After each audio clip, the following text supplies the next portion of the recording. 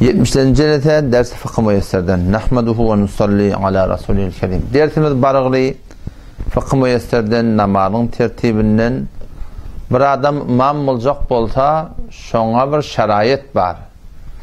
Şu şarayeti iyi bolan adam imam bolup başarýar. Ýoksam şol adam imamaty dogurdy. Awul baştan näme? İmam erki adam bolmaly. Onu denana cemaatın imam olmaklığı kullen doğurdu. Ya şu an eten görüyorsun ha, denana cemaatte beden 3 parahim nihli okuymalar vardır. Orten imamlarını denanaları erkek koyması var. O da doğru değil. Günah kaçırıp ona mada sokap yok. Orten denanaların öyle üçüp ölerlerine nihli namada okuyacak deyip parah nimet yerler. İmam birindik yerler, bu da doğru değil. Şu namalarda sokap yok yani. Şoňa habarda olmaly. Din yerleri ittiba diýilýär. Din ýeri ittiba, yani peýgamberiň aýdanyna wara bolmaly. Dinni ittiba etmeli da, yani dinni Allah Resulüň aýdanyna wara bolmaly. Dinni ihtira etmeli diýär. Bir jidit ýol bejermeli. Din benamy ibadat, sowap, şu zatlarda Allah Resul näme diýen bolsa, eýne şoňa işaret etmeli. Jidit bir ihtira etmeli. Jidit bir ihtira etsen, şoten ibadetin kabulle. Hama sen şu tesbihat saniyen yankı namazdan sonra 30 sırap subhanallah, 30 sırap elhamdülillah, 30 sırap Allahu ekber değil mi? Bir adam 34 etse şonu. 32 etse şonu sokap yok deyiptirler. Şonu ne bileyim? İttiba etmedi de, peygamberin içine öyle etmedi. İhtira etti, jidit bir yoldur etti biliyor musun? En şaturatında tamam ibadetlerde Allah Teala bilen peygamberin ne mi dem bolsa eynen şoň etşiýalyk etmeli. Şoň içinden üýt götsek näme bolýar? Şonda sogap ýok bolýar. Ýa-da şoň bir ýanky nefil namaz her kim öýde okuymaly. Erki adam da şeýle, denal da şeýle. Nefil namaz gelin şuň palan nefil namaz okuyjak üýşüň heleyler erkekler şonu setdeset günä kaçyk munna sogap ýok. Şo näme diýip Peýgamber Hudaýa şonu etmepdir. Wagty şo etmepdir diými? Pes näme şo günä bolanlyk derekli, şo dogry dä bolanlyk derekli etmepdir da. Bir de şoň ýarak sünnete muhalif haýty bir zatda ibadet etmek şol kabul olmuyor.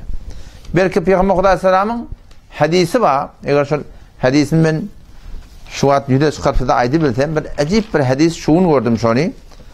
Musannif Abdurrazzak diye bir kitap var. Şonuna geliptir. Amelun qalilun fi sunnetin nibtir. Azıcık amal sünnete mutabık hayrun min amelin kethirin fi bid'atin nibtir Peygamber.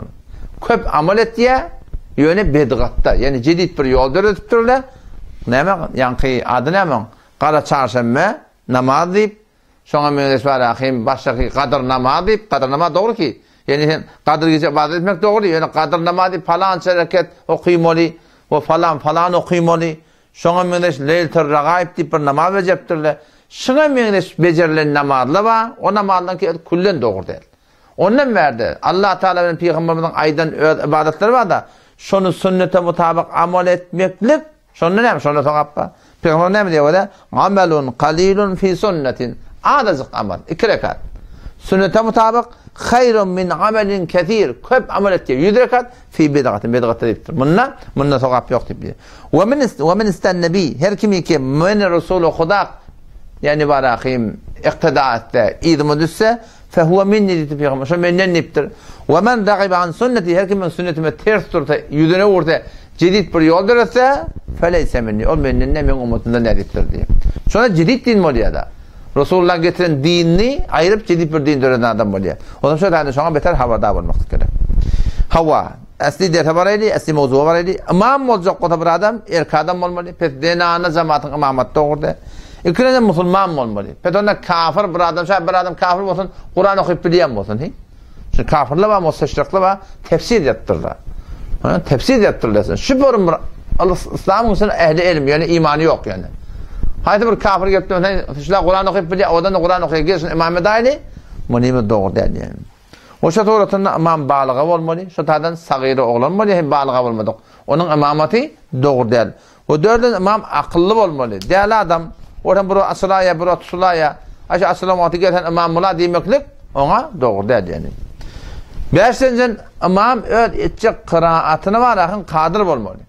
Yani şu alhamdan sonra sure okuyan kullen subhanallah bil azim hemmesi ayetlerden var.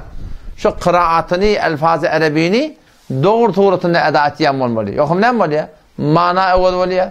Subhane Rabbiyel Azim'in yerine Subhane Rabbiyel Azim deyse, Azim şeytanın adı diye Huday fakat. Onun şu taydan men yani Azim şeytanın adıdır, men Rabbim şu deyip ayttığım olmalı. Şu taydan bana imam bolacak adam, şu da kadir olmalı. Ne kadar kadir olmalı? Şu kadar kadir olun ki mana evvel olmadı. Bu sidatla böyle evvel tecvid taydan vacip. Yani mana ağı diyen birine. Yani bir adam şu an velezzallin deyip çekmeli. 4 elif çekmeli diye. Bir adam imam bulunna yani velezzallin deyse mana evvel olmuyor. Vacip 4 elif çekmeklik velezzallini. Yani vacip tecvidi diyorlar.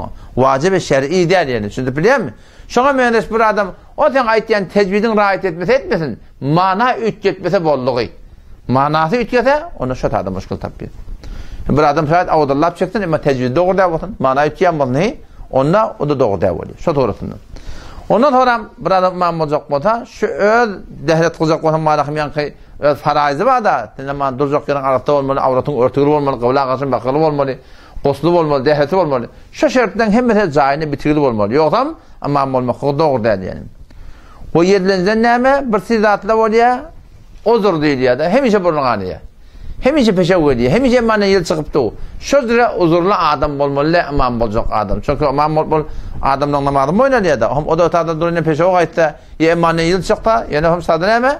İş harap oluyor. Şu taydan avvaldan şu adamla imam olmasını gerek. Ondan sonra da dili de peltek olmalı. Yani şu kadar ki mananı ütgetmesin. Ne kadar adamlar var ya imam dili ağırrak biliyor musun? Yani dehmet talıp doğru okuyor. Mana ütkemiye biliyor musun? Onda müşkül yok. Ama eğer şol dili ağır bol huruflarda adlar doğru eda edebilmese şol adamma imamatı doğru da o şol adamın idine namaz okumakla doğru da hatmi bir maslahat bilen şol adam imamatı ne öyle ütketmeli olacak yani. Hop. Bu gurun şuna söyleyeyim bollu. İlk gurun şunu ne ki imamatta hakkı takaddum kim bilen?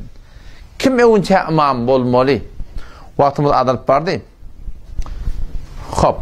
Ahir vaqtda söyleyeyim, hakkında edafi gurun aytip bolacak değil. İnşallah bu gurun ertaşama koyayım. Assalamu alaikum ve rahmetullahi ve berekatuhu.